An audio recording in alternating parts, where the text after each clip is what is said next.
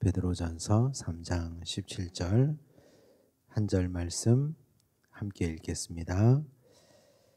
선을 행함으로 고난받는 것이 하나님의 뜻일진데 악을 행함으로 고난받는 것보다 나으니라. 아멘. 네, 오늘은 베드로전서 세 번째 말씀입니다. 주제는 성도의 가정생활과 세상에서의 고난입니다. 성도의 가정생활하고 세상에서 고난받는 것하고 무슨 상관이 있는가?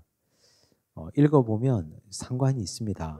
지금 베드로가 이 말씀을 전하고 편지 쓰고 있는 자리, 이 자리는 성도들이 고난받고 있는 자리입니다. 예수 믿다가 발각되면 목숨을 잃을 수도 있는 그런 아주 위기 상황. 그런 위기 상황에서 가정생활은 우리가 어떻게 해야 되며 또 그런 위기 상황에서 성도들의 세상에서의 삶은 어떻게 살아가야 하는지를 오늘 말씀에서 잘 보여줍니다. 가정생활을 한번 보겠습니다. 베드로는 아내의 기본적인 자세가 무엇이라고 말합니까? 1절을 보니까 아내들아 이와 같이 그랬어요. 성경을 읽을 때 뭐 이런 지시하는 말이 나오잖아요. 이와 같이, 그와 같이, 곧, 그, 저 이런 게 나오면 그 앞을 한번 잘 뒤져봐야 됩니다. 도대체 이와 같이라는 말이 뭘까? 뭐와 같다는 말일까? 그러니까 이건 베드로전서 2장 13절을 한번 보셔야 됩니다. 이렇게 돼 있죠. 인간의 모든 제도를 주를 위하여 순종하되 그랬습니다. 인간의 모든 제도에 순종해야 되는 거. 우리 지난 시간에 공부했는데 우리가 제도에 순종해야 되는 이유가 왕이 이뻐서 혹은 이 나라가 너무 좋아서가 아니라 주님 때문에, 하나님 때문에 믿는 백성으로서 먼저 모범을 보여라. 그렇게 말씀드렸습니다. 그래서 지금 이 가정생활을 얘기할 때도 아내들아 이와 같이라고 말하는 것은 결혼 제도를 말하는 겁니다. 인간의 모든 제도 안에 결혼도 하나의 제도로 포함되어 있잖아요. 그래서 아내들아 결혼 제도 안에서라는 뜻입니다. 그 제도 안에서 자기 남편에게 순종하라. 일단 기분 나쁘죠. 일단 아내들이 기분 나빠요. 이런 말씀을. 그런데 이 순종하다라는 말에 원래 베드로가 쓴 말은 휘포타소라는 말인데 이건 자발적으로 하다라는 뜻입니다. 그러니까 누가 시켜서 하는 거. 우리는 이 순종이라는 말이 굉장히 불편하게 들리는 이유는 난 하기 싫은데 자꾸 시키니까 내 자유의지를 억누르고 막 하는 거. 그걸 순종이라고 생각하잖아요. 근데 휘포타소는 시키기 전에 자발적으로 하는 거예요. 그냥 결혼이라는 제도 안에서 남편 꼴 보기 싫을 때 있잖아요. 당신 알아서 밥 차려 먹으라고 그냥 꼴 보기 싫을 때. 그런데 그냥 결혼이라는 제도 안에서 남편의 아내가 해야 될 일을 자발적으로 감당하라. 그런 뜻입니다. 그런데 왜 그렇게 해야 되는가? 성경은 굉장히 조직적이거든요. 왜 그렇게 해야 되는가 이유를 설명하고 있습니다. 이는 혹 말씀을 순종하지 않는 자라도 말씀을 순종하지 않는 자, 남편 중에 말씀을 순종하지 않는 자가 어떤 자일까요? 일단 성도가 아닌 자, 말씀을 순종하지 않죠. 성도라도 가짜 성도들이 있잖아요. 그냥 무늬만 성도 있잖아요. 그러면 말씀하고 아무 상관없이 삽니다. 그런 남편이라도 말로 말미암지 않고 그 아내의 행실로 말미암아 구원을 받게 하려 함이니. 왜 그렇게 해야 됩니까? 결국은 구원 때문에 그렇게 하는 거예요. 구원 때문에. 이 남자의 영혼이 불쌍해서 그렇게 하는 거예요. 이 남편의 구원 때문에 우리가 그렇게 하는 거라고요. 자발적으로 그냥 결혼이라는 제도 테두리 안에서. 결혼이라는 제도 테두리가 우리에게 주는 의미들이 있잖아요. 시댁과의 관계도 있고 뭐 여러 가지 관계들이 있잖아요. 이 제도 안에서 뭐라고 시키기 전에 자발적으로 아내는 자기 할 일을 휘포타소 하는 거예요. 그냥. 무엇 때문에? 구원 때문에 그러는 거예요. 구원 때문에.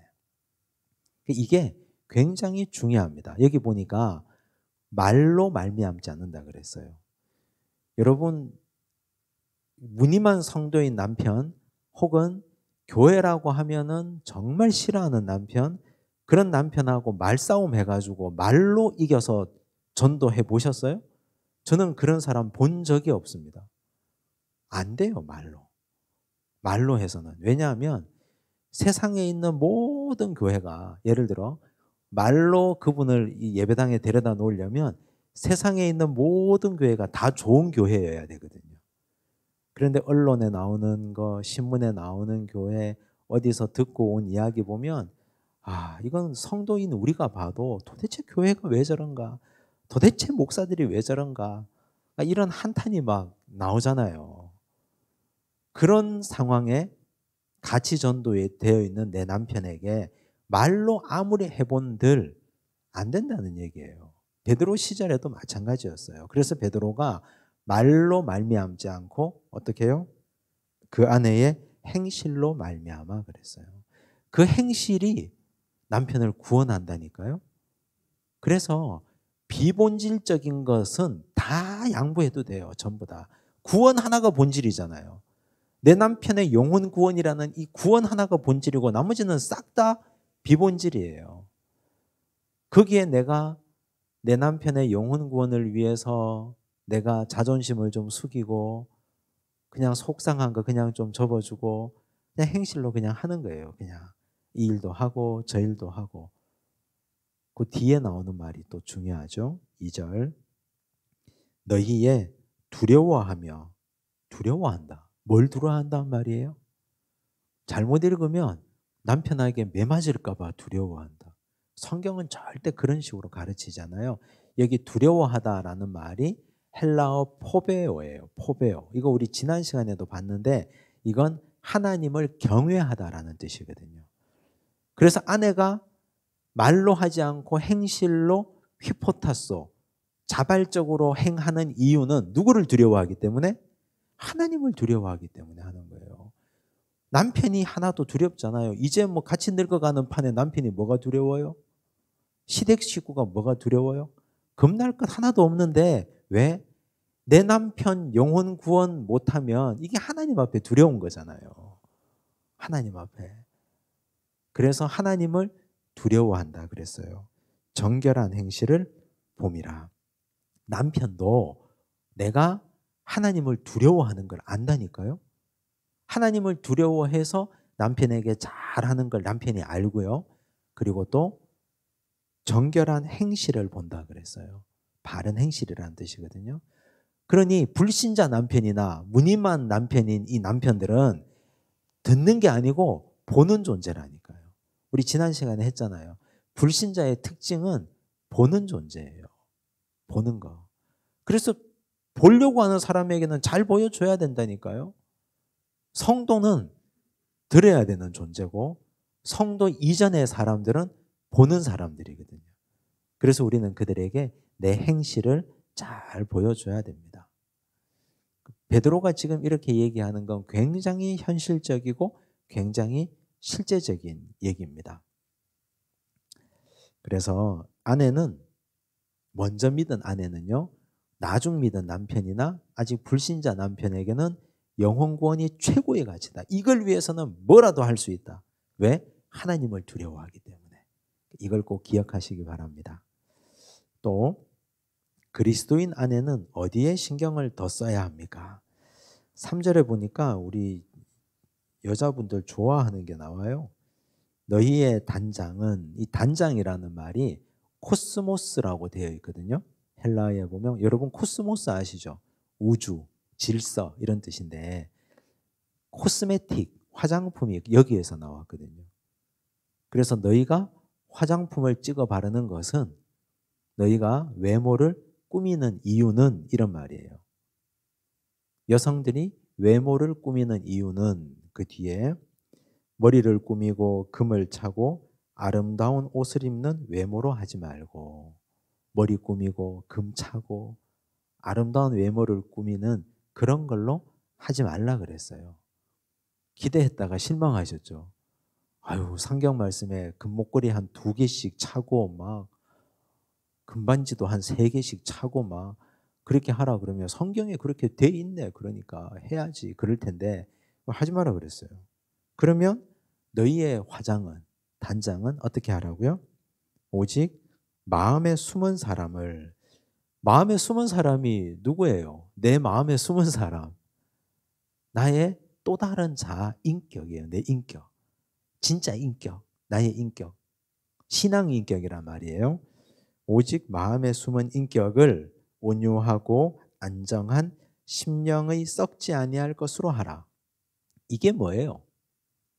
온유하고 안정한 심령에 썩지 아니할 것. 베드로가 자주 쓰는 말 중에 썩지 아니하다 하는 말이 자주 쓰는 말이거든요.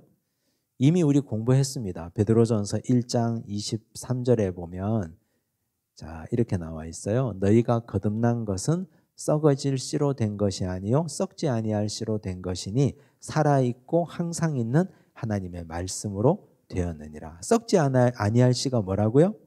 하나님의 말씀이라 그랬어요. 그러면 그걸 가지고 여기 다시 읽어보세요. 오직 마음에 숨은 사람, 즉 너희의 인격을 온유하고 안정한 하나님의 말씀으로 하라. 어떻게 하라고요? 단장하라. 즉 하나님의 말씀으로 화장하라라는 뜻이에요. 말씀으로 단장하라. 이는 하나님 앞에 값진 것이니라.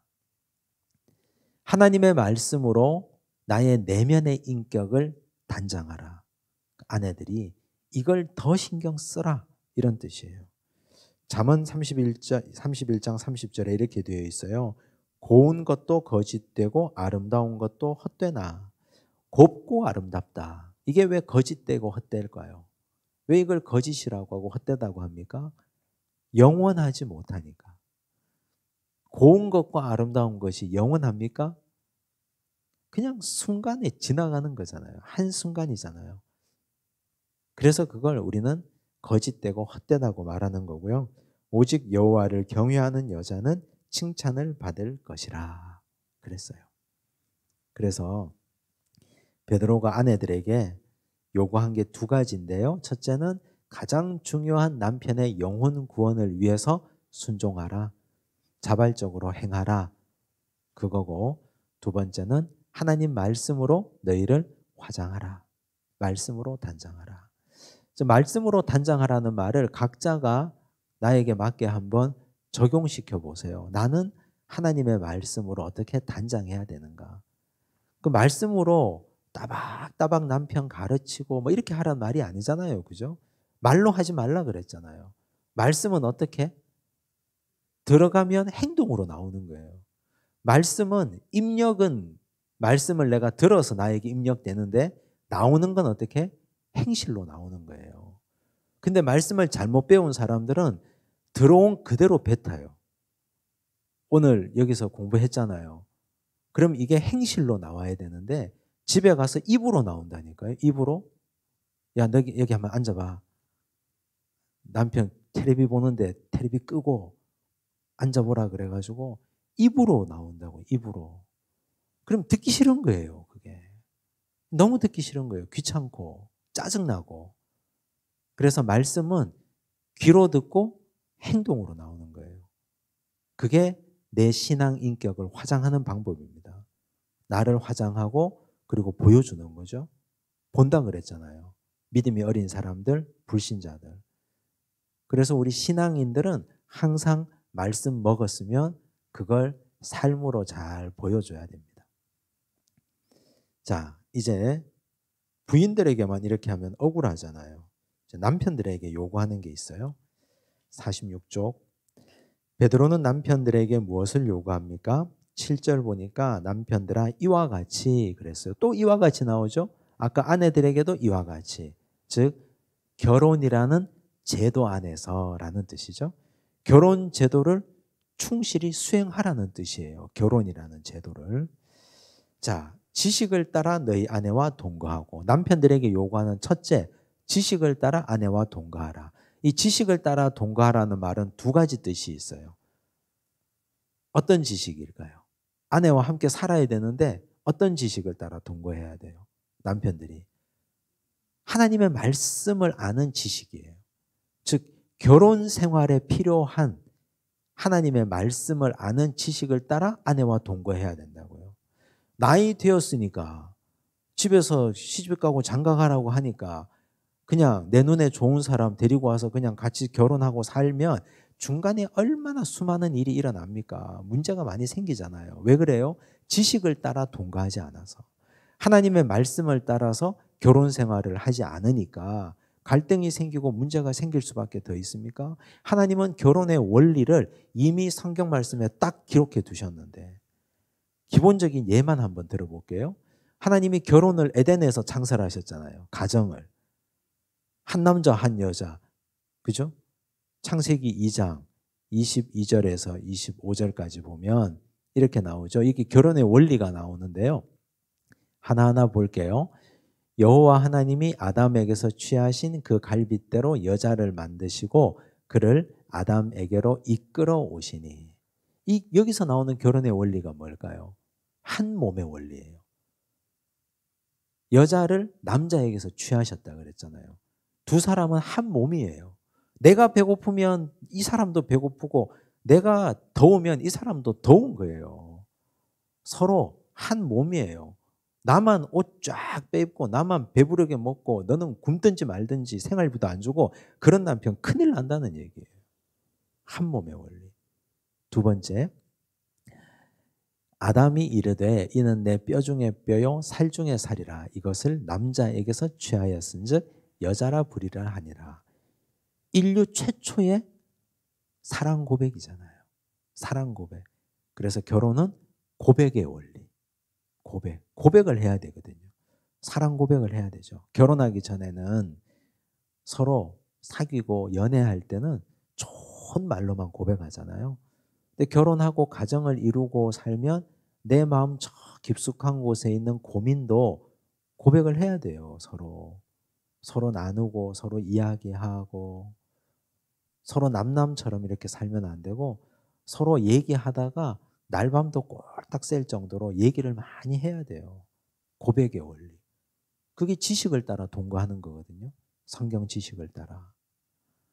고백하지 않고 부인에게 얘기하지 않고 부인은 남편 걱정할까 봐 가정에서 일어나는 자녀들 얘기하지 않고 친정에서 일어나는 여러 걱정거리들을 남편에게 얘기하지 않고 남편도 자기 직장에서 일어나는 얘기하지 않고 서로 고백하지 않으면 벽이 생겨요. 서로 오해하잖아요. 사람들이. 그래서 고백의 원리가 결혼의 중요한 원리거든요. 세 번째, 이러므로 남자가 부모를 떠나 그의 아내와 합하여 둘이 한 몸을 이룰지로다. 떠남의 원리예요. 결혼했으면 떠나야지. 부모에게서 정서적으로 경제적으로 독립해야죠. 완전히 뭐 찾아가지 말라는 말이 아니라 독립해야죠. 정서적으로 독립해야 되거든요.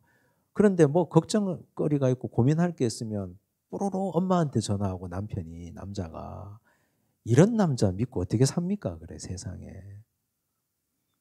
그래서 이건 떠남의 원리는 굉장히 중요하거든요. 그러니까 아마 하나님도 남자와 여자의 속성을 너무 잘 아신 것 같아요. 여자가 부모를 떠나라고 말하지 않고 남자가 부모를 떠나 그랬잖아요. 남자들이 다 어리숙해가지고 잘 못 떠나니까 남자가 부모를 떠나. 네 번째, 아담과 그의 아내 두 사람이 벌거벗었으나 부끄러워하지 아니하니라. 투명의 원리거든요. 다 보여줘도 돼요. 다. 내 속을 다 뒤집어서 전부 다 보여줘도 나는 하나도 부끄럽지 않다. 당신에게. 핸드폰 비밀번호 장치 그거 왜 걸어둡니까? 왜? 그냥 던져놔도 되지 그냥. 보든지 말든지. 그냥. 그래야 그게 서로가 믿을 수 있거든요. 서로. 비밀이 자꾸 많이 생기기 시작하면 거기서부터 자꾸만 위험도가 자꾸 차곡차곡 쌓여가는 거거든요. 지식을 따라 동거하는 게 이런 거예요. 성경에 나와 있잖아요. 지금. 결혼의 원리가. 한 몸의 원리, 고백의 원리, 떠남의 원리, 투명의 원리가 나와 있잖아요. 이것만 보더라도 하나의 샘플만 얘기했는데 과연 우리는 이 원리를 따라서 아내와 동거하고 있는가? 남편들아. 이 원리를 따라서 너희 아내와 함께 동거하고 같이 결혼 생활을 하고 있는가? 이 말을 베드로가 하고 싶은 거예요. 그렇지 않으면 다시 성경 읽어보라고. 다시 성경 읽고 다시 말씀 앞에서 이 원리대로 가정생활을 제대로 이 종말할 때 해가라고 얘기하는 겁니다. 또 지식을 따라 동거하라는 말 두 번째 의미가 뭘까요? 부인에 대한 지식이죠. 아내에 대한 지식. 40년, 50년을 살았는데 내 아내가 짬뽕 좋아하는지 짜장면 좋아하는지도 모르고 맨날 중국집 가면 지 좋아하는 것만 시키고 이래가지고서야 이건 뭐 안 되잖아요. 그죠? 내 아내가 봄을 좋아하는지 가을을 좋아하는지 아무 생각 없어요. 관심도 없어요. 백날 떠들고 백날 얘기해도 못 알아들어요. 저도 그렇거든요. 사실은. 잘 몰라요. 그래서 오래 살면 살수록 관심을 가지고 기억력이 나쁘면 적어두고 지식을 따라 동거해야죠. 그러면서 사소한 기쁨이 그 안에서 가정을 행복하게 하는 거잖아요. 남편들에게 이걸 요구한 거예요. 이게 굉장히 무거운 거예요. 남편들이. 공부해야 되고 부인들이 변하잖아요. 20대의 내 아내와 30대 자녀를 낳고 키우고 40대 나중에 중년, 노년이 되어가면서 아내가 변하잖아요. 옛날에 좋았던 그거 좋아하는 게 아니라고요. 과거에는 신과일도 잘 먹었는데 이제는 신 거 보면 싫어 죽겠는데 맨날 그것만 사오고. 그러니까 그건 자꾸 변하니까 공부해야 되고 알아야 되고 기억해야 되는 거죠. 무거운 거거든요, 이게. 그 다음 그를 더 연약한 그릇이요. 여성을 그릇으로 표현했거든요. 왜 그랬을까요? 그릇은 특징이 뭡니까? 깨어지거든요. 잘 깨어져야 돼요. 조심조심 만지지 않으면 깨어져요. 그래서 이게 육체적으로 약하다는 뜻도 되고 정서적으로 예민하다는 뜻도 되잖아요. 여러분 그 눈빛 하나에도 저 사람이 나에게 무슨 말을 하는지 여성들은 다 느끼잖아요. 그죠? 말투, 말꼬리 이 하나 가지고도 이 남자가 오늘 나에게 어떤 감정이다 이걸 다 느끼잖아요. 남자들은 그런 거 잘 모르거든요. 그래서 베드로는 남편들에게 깨어지기 쉬운 그릇이니 예민하게 잘 다루고 잘 섬겨주고 잘 대접하라고. 세 번째, 생명의 은혜를 함께 이어받을 자로 알아 귀히 여기라. 하나님이 두 사람에게 자녀를 주시잖아요. 내 아이를 낳을 여인이고 낳은 여인이고 키운 여인이고 지금까지 이 아이를 이렇게 장성하게 길러낸 부인 아닙니까? 그러니 귀하게 여겨야죠. 존귀하게 여겨야죠. 정말 존귀하게. 남편이 아내를 존귀하게 여겨야 아이들도 엄마를 존귀하게 여기잖아요. 그렇잖아요. 무시하기 시작해 보세요. 아이들이 얼마나 무시하는가. 진짜 베드로가 하고 싶은 말을 합니다. 이는 너희 기도가 막히지 아니하게 하려 함이라. 이렇게 하는 이유는 남편들의 기도가 막히지 아니하게 하려고. 여기 막히다라는 말을요. 헬라어로 엔콥토라 그랬어요. 엔콥토가 어떤 뜻이냐? 끼이다라는 뜻인데 베드로가 살았던 시절에는 로마가 최고였잖아요. 로마는 도로망이 전 세계적이었어요. 모든 길은 로마로 통한다. 근데 그 당시 도로가 지금처럼 아스팔트 도로가 아니잖아요. 돌로 깐 도로잖아요. 돌로. 그래서 전쟁을 할 때 마차가 지나가기 좋도록 돌로 이렇게 다 잘 깔아놨어요. 근데 시간이 지나면서 비가 오고 바람이 불고 풍화가 되면서 돌과 돌 사이가 틈이 벌어지잖아요. 이렇게. 틈이 벌어질 때 거기에 수레가 지나가면 딱 끼어가지고 나가지도 못하고 빠지지도 못하는 상태. 그게 엔콥토예요. 그래서 너희 기도가 막히지 아니하게 하려 함이라. 이 말은 너희가 기도가 앞으로도 한 발짝도 못 나가고 뒤로도 한 발짝도 못 나가고 그냥 남편들이 부인에게 잘못하면 기도가 안 된다는 뜻이에요. 남자들이 기도가 안 될 때 가장 의심해 봐야 되는 건 가정에서 부인한테 잘 못하는 거예요. 남편들의 기도가 하나님께 응답되지 않는 이유 여기 나와 있잖아요. 막혀 있는 거예요. 딱 끼어 있어요, 그냥. 앞으로도 뒤로도. 바울도 가정에 대한 얘기를 자주 했거든요. 그런데 베드로만큼 구체적이고 현실적이지 않습니다. 베드로는 가정생활을 해본 사람이에요. 가정생활을. 그래서 베드로가 부인에게도 남편들에게도 이런 상세한 이야기를 나눕니다. 잘 기억하시면 좋겠습니다. 그 다음 선을 행함으로 받는 고난에 대해서 이제 베드로는 그리스도인 성도들이 서로에게 가져야 할 자세가 무엇이라고 말합니까? 성도들끼리요. 우리 교회 성도들끼리 어떤 자세를 가져야 되는가? 8절 마지막으로 말하노니, 이 마지막으로 말한다는 말은 이제 말 안 한다 말이 아니라 종말의 때를 기대하며 말하노니, 이 종말의 때에 내가 너희에게 말한다. 너희가 다 마음을 같이하여 동정하며 형제를 사랑하며 불쌍히 여기며 겸손하며. 여러분 이거 우리말 성경을 잘 읽으셔야 되는데요. 마음을 같이 하여라고 되어 있죠. 마음을 같이 하여가 꾸미는 게 뭐예요? 수식하는 게. 마음을 같이 해서 뭐 해야 돼요? 동정하고. 마음을 같이 해서 형제를 사랑하고. 마음을 같이 해서 불쌍히 여기고. 마음을 같이 해서 겸손하고. 마음을 같이 해서가 다 꾸며주고 있는 거거든요. 즉 이 말은요. 교회는 뭘 하든지 한 마음으로 하라는 뜻이에요. 뭘 하든지. 어떤 일을 하든지 나누어지지 마라. 나누어질 바에 하지 마라 그냥. 나누어지지 말고 같은 마음으로 일하라는 뜻이에요. 왜 그럴까요? 사탄이 잘하는 게 뭡니까? 분열시키는 거거든요. 사탄이 잘하는 게. 사탄이 잘하는 게 사람들을 이렇게 이간질 시켜가지고 편 나누고 편 가르게 하는 거예요. 그럼 어떻게 돼요?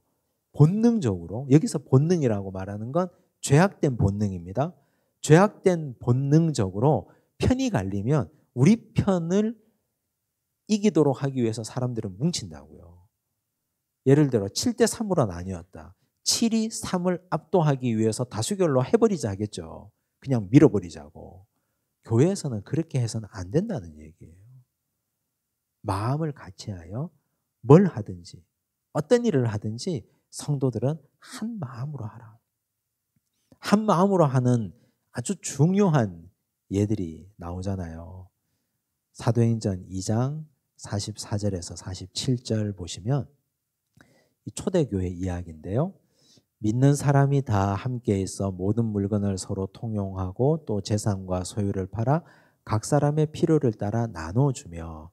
이게 어떻게 가능했을까? 자기 재산 팔아서 다 나눠주는 게 46절 나오죠. 날마다 뒤에 비결이 나오잖아요. 어떻게 해요?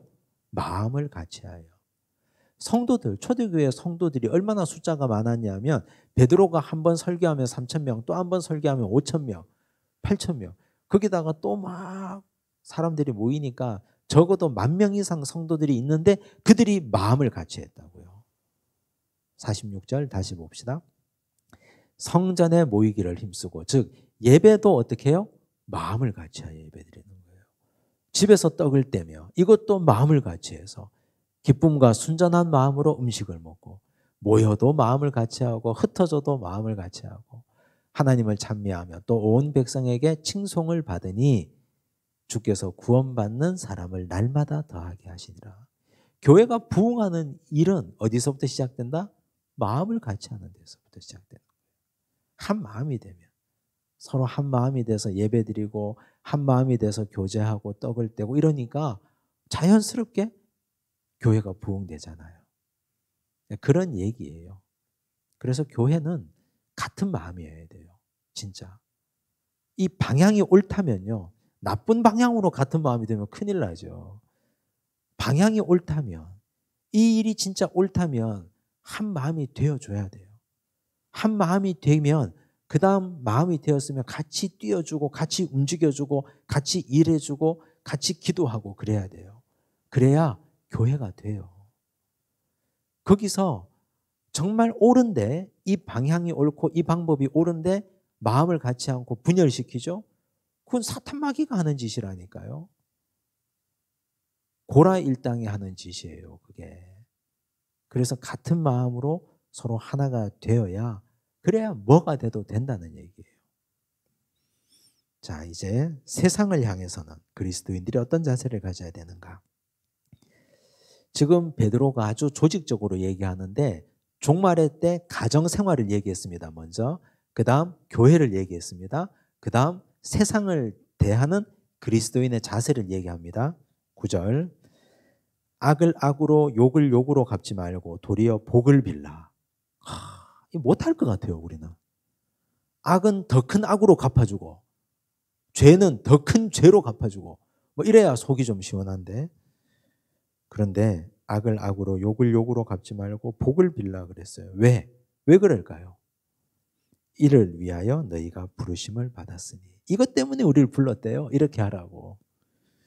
이는 복을 이어받게 하려 하심이라. 누가 복 받는 거예요? 이렇게 하면 내가 복 받는 거예요. 그러니까 결국은요, 악을 악으로 갚지 않고 욕을 욕으로 갚지 않고 그들에게 복을 빌면 그 사람이 잘 되기 위해서 하는 게 아니라 결국은 나를 위해서 하는 거라니까요. 나를. 여러분, 그걸 꼭 기억해야 돼요. 누군가가 나에게 내 마음을 막 휘젓고 화나게 하고 이럴 때 있잖아요. 그때 가가지고 확 갚아주고 싶잖아요. 그런데 그렇게 하면 내가 복을 못 받는다니까요. 내 자식이 복을 못 받아요. 복 받는다 그랬잖아요. 복을 이어받게 하려 함이라. 내가 복 받으려면 악을 악으로 갚지 말고 욕을 욕으로 갚지 말고 복을 빌어줘야 돼요. 축복해 줘야 돼요. 그러면 나를 위해서 그거 하는 거거든요. 비슷한 말씀이 계속 나옵니다. 예수님 말씀입니다. 마태복음 5장 39절, 나는 너희에게 이르노니 악한 자를 대적하지 말라. 누구든지 내 오른편 뺨을 치거든 왼편도 돌려대며. 악한 자 대적하면 나도 악해져야 되거든요. 악한 자 이기려면 유일한 방법이 있습니다. 내가 더 악하면 돼요. 내가 더 지독하게 그 사람을 짓밟으면 이기는 거예요. 근데 우리는 그렇게 할 수 없잖아요. 하면 안 되잖아요. 왜? 누구가 손해요, 그러면? 나만 손해지 뭐. 내가 더 악해지면. 사탄이 그걸 노리는 것 아니겠습니까? 5장 44절, 나는 너희에게 이르노니 너희 원수를 사랑하며 너희를 박해하는 자를 위하여 기도하라. 예수님도 이렇게 말씀하셨어요. 예수님 말씀이에요. 바울도 말합니다. 너희를 박해하는 자를 축복하라. 축복하고 저주하지 말라. 성경은 원래 하나의 흐름이에요. 여기서 이 말 저기서 저 말 하는 게 아니라 바울도 이런 얘기, 예수님도 이런 말씀, 베드로도 이런 얘기 다 이렇게 얘기하신 거예요. 아마 베드로가 이 글을 쓰면서 자기가 옛날에 혈기를 못 이겨서 대제사장 말고 대제사장의 종 말고의 귀를 쳐서 칼로 떨어뜨린 일을 기억했을 거예요. 오른쪽에 적어뒀죠. 요한복음 18장 10절, 이에 시몬 베드로가 칼을 가졌는데 그것을 빼어 대제사장의 종을 쳐서 오른편 귀를 베어버리니 그 종의 이름은 말고라. 예수께서 베드로더러 이르시되 칼을 칼집에 꽂으라. 아버지께서 주신 잔을 내가 마시지 아니하겠느냐 하시니라. 이렇게 해본들 아무 소용이 없었다고요, 베드로가.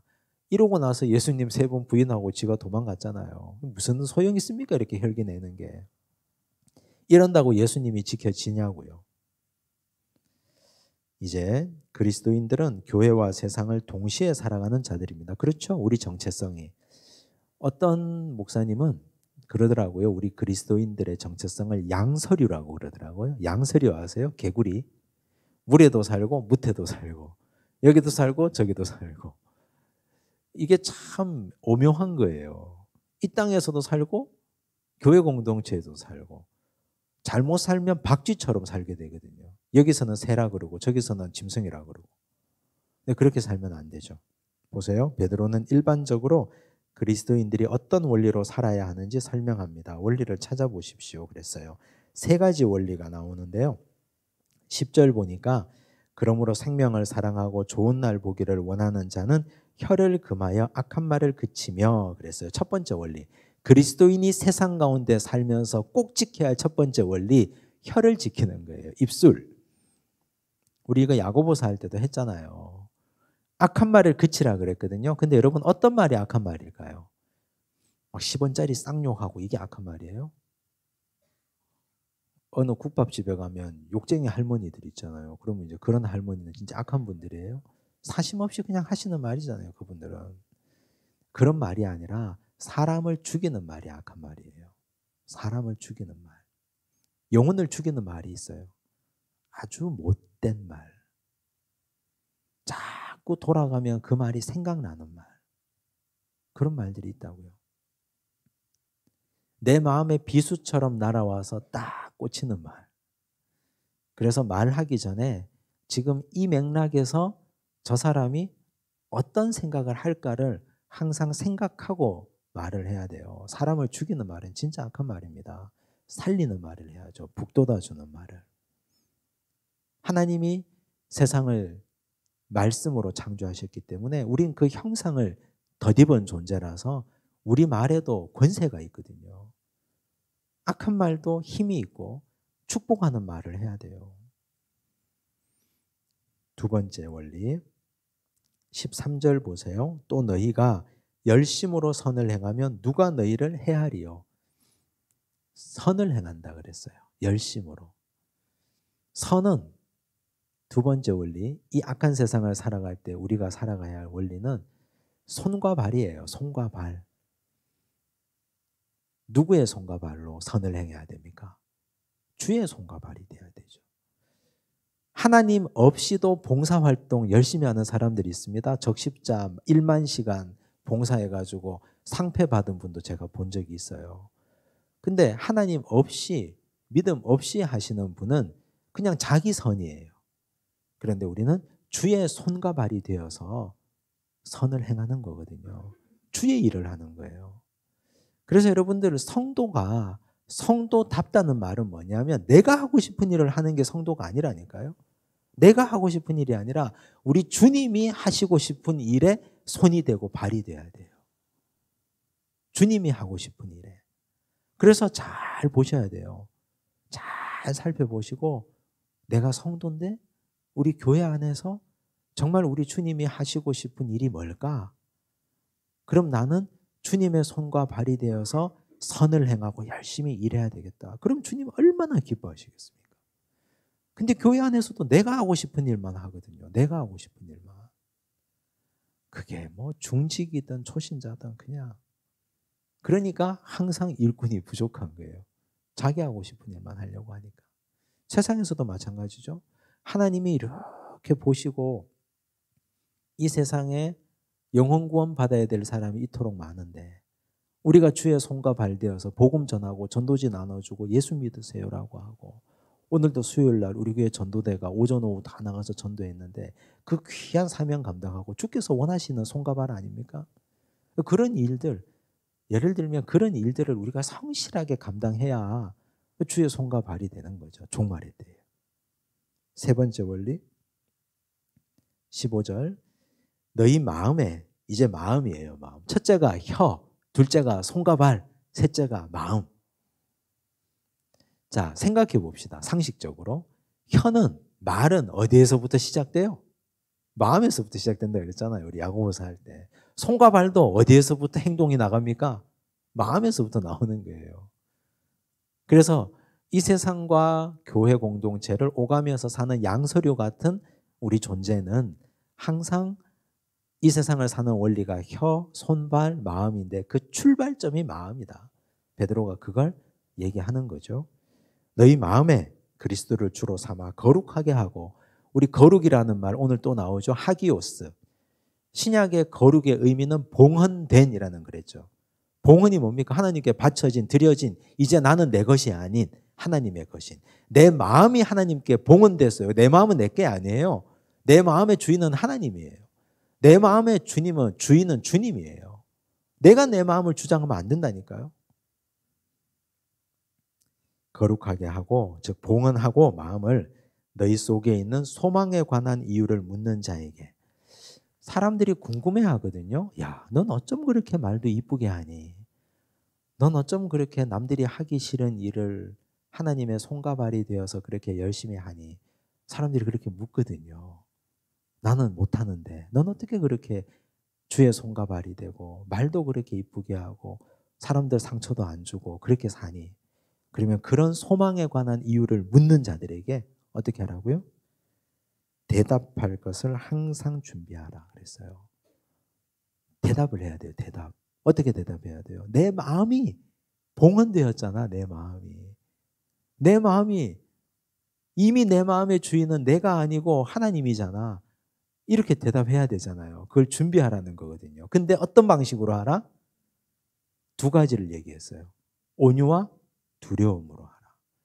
이게 뭘까요? 온유와 두려움으로 하라 이 말이. 여러분 그냥 비근한 예인데요. 자녀들이 여러 명 있는데 시집장가 갔는데 아직까지 손주 소식이 없어요. 기다려지잖아요. 요즘 아이들에게는 막 너 언제 아이 낳니 말할 수도 없고 그냥 기다리는 거잖아요. 근데 그런 사정을 뻔히 아는 내 친구가 손주 사진 막 보여주고 맨날 아침마다 눈 뜨자마자 카톡으로 동영상 막 보여주고 그러면 부하가 치밀어요, 안 치밀어요? 그런 경험은 한두 번씩 해보셨지 않아요? 열 받잖아요. 화가 나잖아요. 그런 거 하지 말라는 얘기예요. 온유와 두려움으로 하라.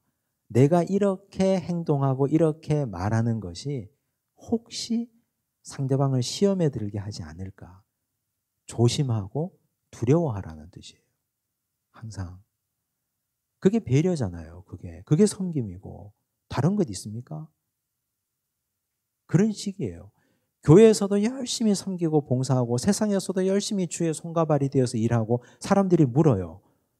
넌 어떻게 그렇게 하니? 그렇게 물을 때 온유와 두려움으로 자기를 낮추라는 얘기예요. 겸손하게. 그래서 자랑도 잘해야 됩니다.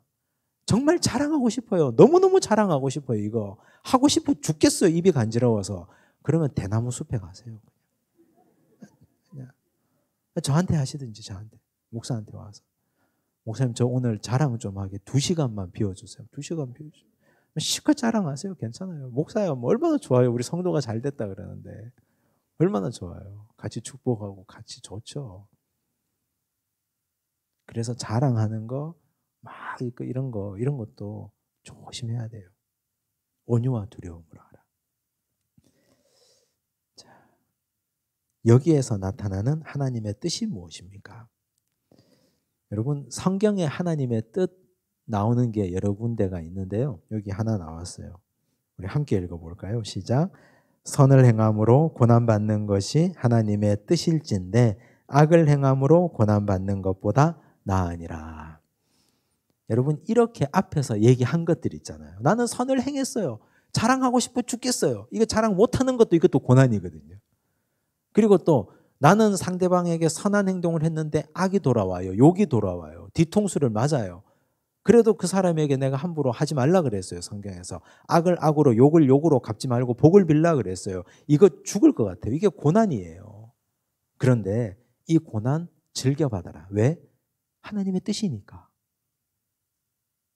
여러분 우리가 기도할 때 이렇게 기도하죠. 하나님 뜻 알려주세요. 지금 집값이 떨어지고 있는데 붙들고 있을까요? 팔까요? 이런 차원 낮은 질문으로 하나님의 뜻을 구하지 마세요. 제발. 그런 질문 가지고 목사한테 와가지고 목사님이 하나님 뜻 좀 물어봐 주세요. 그건 점쟁이에게 가는 거예요. 그건. 우리가 성경에 기록되어 있는 고차원적인 하나님의 뜻은 이미 문자로 기록되어 있어요. 선을 행함으로 고난받는 게 뜻이라 그랬어요. 근데 그런 건 하나도 안 해요. 하나도 안 하면서 쓸데없는 하나님의 뜻만 자꾸 찾고 있으니까. 돈 필요하면 팔면 되고 별로 지금 필요하지 않으면 가지고 있으면 되고 이사 가야 되면 아무리 손해봐도 팔고 가면 되는 거고 그러면 되는 거지. 그걸 왜 하나님의 뜻을 거기다 갖다 붙입니까? 그런 거는 해서는 안 될 일이에요. 자, 이제 하나님의 뜻이 나왔으니까 성경에 나오는 하나님의 뜻을 한번 정리해야 되잖아요. 우리가 데살로니가전서 5장 16절에서 18절 함께 읽을게요. 항상 기뻐하라, 쉬지 말고 기도하라, 범사에 감사하라. 이것이 그리스도 예수 안에서 너희를 향하신 하나님의 뜻이니라. 이것도 하나님의 뜻이에요. 이거 하고 있어요? 기뻐하고 항상 기도하는데 쉬지 말고, 감사하는데 범사해. 다 조건이 붙어 있잖아요. 우리 기뻐하기도 하고 기도도 하고 감사도 하는데 언제 기뻐해요? 항상 기뻐하지 않잖아요. 조건적으로 기뻐하고, 기도는 급할 때 기도하고, 감사도 뭐 받아야 기뻐 감사하고 하죠.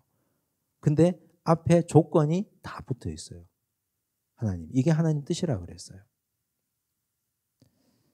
에베소서 5장 16절과 17절 함께 읽습니다. 세월을 아끼라, 때가 악하니라. 그러므로 어리석은 자가 되지 말고 오직 주의 뜻이 무엇인가 이해하라. 주의 뜻이 무엇인가 이해하라. 그게 뭐예요? 세월을 아끼라는 말이에요. 이 세월은 시간, 카이로스의 시간이죠. 세월을 건져내라. 시간을 건져내라. 함부로 쓰지 마라. 함부로 시간을 막 흘려보내지 마라. 그거 하나님의 뜻이 아니라 그랬어요. 하나님의 뜻이 아니라고. 데살로니가 전서 4장 3절에서 5절 함께 읽습니다. 하나님의 뜻은 이것이니 너희의 거룩함이라. 곧 음란을 버리고 각각 거룩함과 존귀함으로 자기의 아내 대할 줄을 알고 하나님을 모르는 이방인과 같이 세욕을 따르지 말고. 하나님의 뜻 거룩이라 그랬죠. 거룩은 봉헌되었다. 그리고 이 거룩은 가정을 지키는 거룩이에요. 가정의 원리를 철저하게 지켜가라. 이게 하나님의 뜻이라 그랬어요. 자, 디모데전서 2장 4절 함께 읽습니다. 하나님은 모든 사람이 구원을 받으며 진리를 아는 데에 이르기를 원하시느니라. 하나님의 뜻이 뭐라고요? 모든 사람이 구원받고 진리를 아는 데 이르기를 원한다. 이게 하나님의 뜻이에요. 그럼 우리가 전도해야 되잖아요. 열심히. 이런 하나님의 뜻이 성경에 분명히 기록되어 있어요. 제가 하나님의 뜻이라고 나온 거 다 적어줬잖아요. 지금 말씀드렸잖아요. 이걸 해야 되는 거예요. 우리는 이걸. 근데 하나님이 물으실 거예요. 우리가 쓸데없는 하나님의 뜻을 자꾸 구하고 있으면 너 그러면 내가 이미 너에게 일러준 하나님의 뜻은 하고 있느냐라고 물으실 거예요.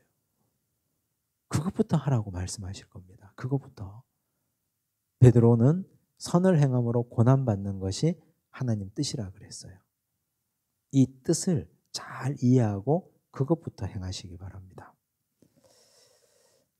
48조 십자가에 달려 돌아가신 후 부활하시기까지 우리 주님 어떤 일을 하셨는가? 18절. 자, 이제 예시가 나오는데요. 선을 행함으로 고난받으신 분, 최고의 분, 우리 예수님. 예수님 이 땅에 복음 전하기 위해서 오셨고 죄짐을 지고 있는 자 건져내기 위해서 오셨는데 십자가에 못 박혀 죽었잖아요. 이만큼 억울한 죽음이 어디 있습니까? 이렇게 선을 행했는데 고난받았잖아요. 우리 예수님. 그 얘기예요. 18절. 그리스도께서도 단번에 죄를 위하여 죽으사 의인으로서 불의한 자를 대신하셨으니. 그렇죠. 우리 주님은 의인인데 우리는 불의한 자잖아요. 이는 우리를 하나님 앞으로 인도하려 하심이라. 아까 우리가 얘기했죠. 남편에게 순종하는 이유가 뭐라고요? 구원 때문에 그런다 그랬잖아요. 우리 예수님이 십자가를 참으신 이유는 뭐예요? 우리를 구원하기 위해서 참으신 거예요. 그 이유 한 가지밖에 없어요. 그거 한 가지밖에. 육체로는 죽임을 당하시고 영으로는 살리심을 받으셨으니 그 다음 그가 또한 영으로 가서 옥에 있는 영들에게 선포하시니라. 이게 말씀이 굉장히 애매한 말씀인데 그냥 문맥대로 읽으시면 돼요. 자, 우리 예수님이 영으로 옥에 가셨다. 예수님이 3일 만에 부활하셨는데 십자가에 달리시고 부활하시기까지 우리 예수님이 어디에 가셨느냐? 이제 초대교회 전승에서 베드로가 이제 이런 표현을 지금 한 거예요.